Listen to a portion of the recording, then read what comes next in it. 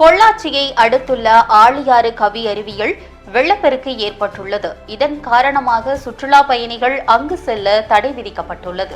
தமிழகத்தில் கடந்த சில தினங்களாக பல்வேறு மாவட்டங்களிலும் தொடர்ந்து மழை பெய்து வருகிறது. இந்நிலையில் கோவை மாவட்டத்தில் அதிக கனமழை பெய்யக்கூடும் என்று ஆரஞ்ச் அலர்ட்டும் விடுக்கப்பட்டுள்ளது. இதனை அடுத்து மேற்கு தொடர்ச்சி மலைப்பகுதியில் அமைந்துள்ள வால்பாறை மற்றும் அதன் சுற்றுவட்டார பகுதிகளான சக்தி எஸ்டேட், கவர்கல் உள்ளிட்ட பகுதிகளில் நேற்று இரவு முதல் தொடர்ந்து கனமழை பெய்து வந்தது. இதன் காரணமாக ஆழியாறு வால்பாறை சாலையில் ஆனைமலை புலிகள் காப்பக வனத்துறை கட்டுப்பாட்டில் உள்ள கவி அருவியில் வெள்ளப்பெருக்கு ஏற்பட்டுள்ளது. வெள்ளப்பெருக்கின் காரணமாக சுற்றுலா பயணிகளின் பாதுகாப்பு நலன் கருதி அருவிக்கு செல்ல வனத்துறையினர் தற்காலிக தடை விதிக்கப்பட்டு பாதுகாப்பு பணியில் ஈடுபட்டு வருகின்றனர்.